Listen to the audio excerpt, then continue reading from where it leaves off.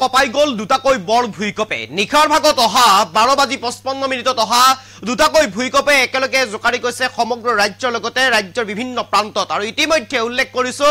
4.5 প্ৰাবল্য আৰু 3.3 প্ৰাবল্যৰ দুটাকৈ ভূমিকম্পই জোকাৰি গৈছে ৰাজ্যৰ প্ৰতিটো কোণ আৰু ইমূৰৰ পৰা সিমূৰলৈ জোকাৰি গৈছে এই ভূমিকম্পই নিশাৰ ভাগত আহিছিল এই ভূমিকম্প এটা নহয় দুটাকৈ আহিছিল ভূমিকম্প আৰু দুটাকৈ ভূমিকম্পত ইতিমধ্যে ৰাজ্যৰ বিভিন্ন প্ৰান্তত ক্ষয়ক্ষতি হৈছে কেইবাটাও ঠাইত ইতিমধ্যে অট্টালিকাত ফাট মেলিছে কেইবাটাও ঠাইত ইতিমধ্যে ঘৰত ফাট মেলা পৰিলক্ষিত হৈছে কোট কিমান ক্ষতি হৈছে আপোনাৰ অঞ্চলত যদি ক্ষতি হৈছে আপোনাৰ অঞ্চলত যদি নিশা অহা এই বৰ ভূমিকম্পৰ ফলত যদি ক্ষতি হৈছে ক্ষতিৰ পৰিমাণ কিমান হৈছে আমাৰ কমেন্ট বক্সৰ জৰিয়তে জনাব পাৰিব অথবা আপোনাৰ অঞ্চলত ভূমিকম্পৰ অনুভূত হৈছিল না আমাৰ কমেন্ট বক্সত জনাব পাৰিব এই মুহূৰ্তত কবিকে খবৰ লইবৰ কাৰণে চেষ্টা কৰিছো আপোনালোকৰ বাবে এই মুহূৰ্তত এটা গুৰুত্বপূৰ্ণ খবৰ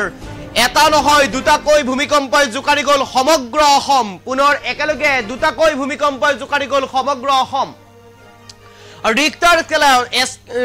স্কেলত 4.8 আৰু 3.3 প্ৰাবল্যৰ ভূমিকম্পই জোকাৰি গৈছিল মাজনিশা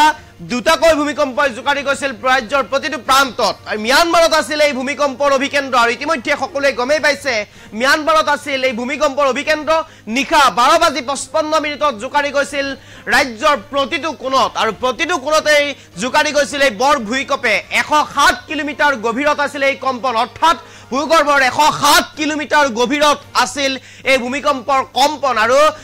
ম্যানমাৰত আছিল এই ভূমিকম্পৰ অভিকেন্দ্ৰ মাত্ৰ এটা সপ্তাহতে তিনিটাকৈ বৰ ভূমিকম্পে জোকাৰি গৈছে ৰাজ্যবাসীক এক প্ৰকাৰ যেন এটা সপ্তাহ তিনিটাকৈ বৰ ভূমিকম্পে জোকাৰি যোৱা মতে বতৰ বিজ্ঞানীসকলৰ মতে এক প্ৰকাৰীয়া ভয়ংকৰ ভূমিকম্পৰ আগজাননী জুৰিয়াত ইতিমধ্যে ফাট মেলিছে কেইবাটাও অট্টালিকাত আৰু ইতিমধ্যে আমি ইতিমধ্যে জনাবৰ কাৰণে চেষ্টা কৰিছো জুৰিয়াত এটা অট্টালিকাত ইতিমধ্যে ফাট মেলিছে আপোনাৰ অঞ্চলত হৈছিল নেকি কিবা ক্ষয়ক্ষতি জনাব পাৰে আমাৰ কমেন্ট বক্সৰ জৰিয়তে আমাৰ কমেন্ট বক্সলৈ দিয়া হৈছে আপোনাৰ কমেন্ট আমি লবৰ কাৰণে চেষ্টা কৰিম যদিহে আপোনাৰ অঞ্চলত ভূমিকম্পৰ কম্পন অনুভূত হৈছিল যদিহে আপোনাৰ অঞ্চলত সেই সময়ত নিশাৰ ভাগতেই অথবা ৰাতিপুৱাৰ ভাগত আপোনালোকে গম পাইছে যে আপোনালোকৰ অঞ্চলত ক্ষয়ক্ষতি হৈছে আমাৰ কমেন্ট বক্সৰ জৰিয়তে আপুনি জনাব পাৰে আমাৰ কমেন্ট বক্স খুলি দিয়া হৈছে কমেন্ট বক্সৰ জৰিয়তে জনাব পাৰে আপোনালোকৰ অঞ্চলত হৈছিল নে ভূমিকম্পৰ অনুভূত আপোনালোকৰ অঞ্চলত ক্ষয়ক্ষতিৰ পৰিমাণ কেনে ধৰণৰ আছিল কি আছিল ক্ষয়ক্ষতিৰ পৰিমাণ এটা নহয় দুটাকৈ ভূমিকম্পে জোকাৰি গৈছিল সমগ্ৰ ৰাজ্যৰ প্ৰতিটো প্ৰান্তত আৰু ইতিমধ্যে আমি জনাবৰ কাৰণে চেষ্টা কৰিছো ৰিক্টাৰ স্কেলত প্ৰায় 4.8 প্ৰাবল্য আৰু 3.3 প্ৰাবল্যৰ ভূমিকম্পে জোকাৰি গৈছে ৰাজ্যৰ প্ৰতিটো প্ৰান্ত আমি দেখুৱাইছো এয়া ভূমিকম্পৰ ফলতেই জুৰিয়াৰ এটা অট্টালিকাত বৃহৎ ফাট মেলিছে আৰু এই ফাট ইতিমধ্যে জুৰিয়াৰ দগাঁৱত আৰু জুৰিয়াৰ দগাঁৱৰ পৰা আমাৰ এই খবৰ আহিছে যে জুৰিয়াৰ দগাঁৱত এটা অট্টালিকা তেনেদৰে ফাট মেলিছে নিশাৰ ভাগত হোৱা বৰ ভূমিকম্প আৰু আপোনাৰ অঞ্চলত যদিহে কিবা ক্ষয়ক্ষতি হৈছিল এই ভূমিকম্পৰ ফলত আমাৰ কমেন্ট বক্সৰ জৰিয়তে জনাব পাৰে আপোনাৰ অঞ্চলত অনুভূত হৈছিল না নাই ভূমিকম্প নিশাৰ ভাগত 12:55 এই ভূমিকম্প অনুভূত হৈছিল না নাই আমাৰ কমেন্ট বক্সৰ জৰিয়তে জনাব পাৰে মাত্ৰ এটা সপ্তাহতেই তিনিটাকৈ বৰ ভূমিকম্পে জোকাৰি গৈছে ৰাজ্যৰ প্ৰতিটো প্ৰান্তত আৰু ইতিমধ্যে আমি জনাবৰ কাৰণে চেষ্টা কৰিছো কেৱল মাত্ৰ এটা নহয় দুটাকৈ ভূমিকম্পই জোকাৰি গৈছে নিশাৰ ভাগতে এটা 4.8 প্ৰাবল্যৰ আনহাতে আনটো হৈছে 3.3 প্ৰাবল্যৰ ভূমিকম্পই জোকাৰি গৈছে ৰাজ্যৰ প্ৰতিটো প্ৰান্তত আৰু ইতিমধ্যে আমি জনাবৰ কাৰণে চেষ্টা কৰিছো এই ভূমিকম্পৰ ফলতে এক প্ৰকাৰ ৰাজ্যৰ কেইবাটাও প্ৰান্তত ক্ষয়ক্ষতি হৈছে আৰু এয়া আমি দেখুৱাইছো জুৰিয়াৰ দগাঁৱত এনেধৰণে অট্টালিকাত ফাট মেলা পৰিলক্ষিত হৈছে আৰু পুনৰ একেলগে দুটাকৈ ভূমিকম্পই জোকাৰি গৈছে সমগ্ৰ ৰাজ্য আৰু ইতিমধ্যে ক'ত কি ক্ষয়ক্ষতি আহিছে সেই খবৰ আমি দিবৰ কাৰণে চেষ্টা কৰিম জুৰিয়াৰ দগাঁৱত ইতিমধ্যে এটা অট্টালিকাত ফাট মেলিছে আমাৰ কমেন্ট আহিছে বিশ্ববৰাই দিছে এটা চিন্তনীয় বিষয় নিশ্চয়কৈ চিন্তনীয় বিষয় কিয়নো যেহেতুকে এটা সপ্তাহতে তিনিটাকৈ ভূমিকম্প আহিছে যেহেতুকে এটা সপ্তাহতে তিনিটাকৈ ভূমিকম্পই দিছে সৰুকৈ তিনিটাকৈ হলে ভূমিকম্প এটা সপ্তাহতে গৈছে যেহেতু গতিকে ক'ব লাগিব যে বতৰ বিজ্ঞানীসকলৰ ফালৰ পৰা যদি মন্তব্য আহে তেনেহলে এয়া বৰ ভূমিকম্পৰ আগজাননী বুলি ক'ব লাগিব আব্দুল হকে দিছে আমাৰ নগৰবেৰাত বহুত ভূমিকম্প হৈছে নিশ্চিতভাৱে নগৰবেৰাটো ভূমিকম্প অনুভূত হৈছিল সমগ্ৰ ক'ব লাগিব প্ৰতিটো ৰাজ্যৰ প্ৰতিটো প্ৰান্ততে ভূমিকম্প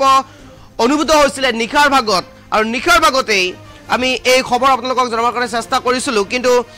বৰ্তমান সময়ত আমি ক্ষয়ক্ষতিৰ পৰিমাণ আমি জনাবৰ কাৰণে চেষ্টা কৰিছোঁ ৰাজবালিয়ে কৈছে ভূমিকম্প হৈছিলে 12:56 নিশ্চিতভাৱে সেই সময়তে ভূমিকম্প অনুভূত হৈছিলে এটা নহয় দুটাকৈ ভূমিকম্পই জোকাৰি গৈছিলে ৰাজ্যৰ প্ৰতিটো প্ৰান্তত আৰু ইতিমধ্যে আমি কৈছোঁ 4.8 ৰিক্টাৰ স্কেল আৰু 3.3 ৰিক্টাৰ স্কেলত কম্পন অনুভূত হৈছিলে দুটাকৈ এটা নহয় দুটাকৈ ভূমিকম্পই জোকাৰি গৈছে ৰাজ্যৰ প্ৰতিটো প্ৰান্তত আৰু ইতিমধ্যে ক্ষয়ক্ষতিৰ পৰিমাণ আমাৰ হাতলৈ আহি পৰিছে জুৰিয়াৰ দগাঁৱত এটা অট্টালিকা তেনেদৰে বৃহৎ ফাট মেলিছে ভূমিকম্পৰ ফলতেই আৰু 107 কিলোমিটাৰ গভীৰত এই কম্পন অনুভূত হৈছিলে আৰু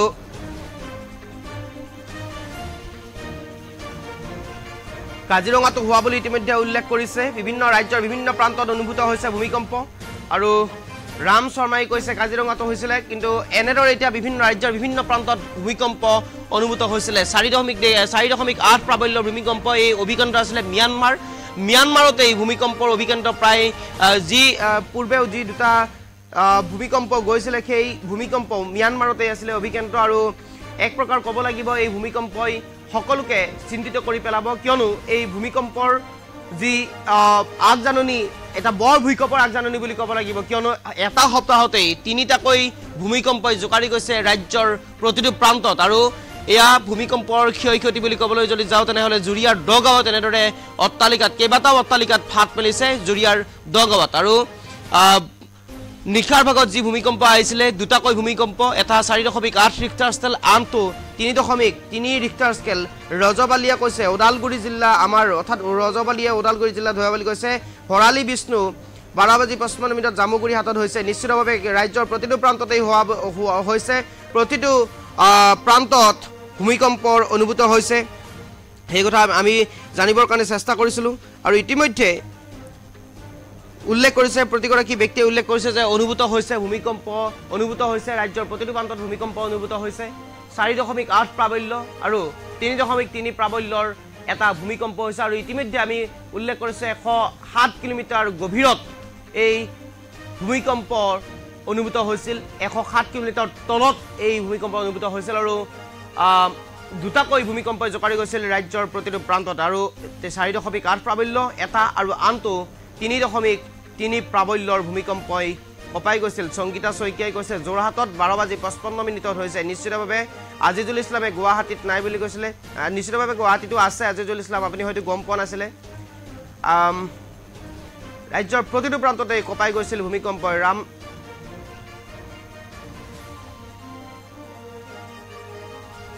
আমি ইতিমধ্যে উল্লেখ কৰিছোঁ 107 কিলোমিটাৰ গভীৰত আছিল এই কম্পন 107 কিলোমিটাৰ গভীৰত এই ভূমিকম্প অনুভূত হৈছিলে আৰু তাৰ পিছতেই ৰাজ্যত ভূমিকম্পৰ জোকাৰণি অনুভূত হৈছিলে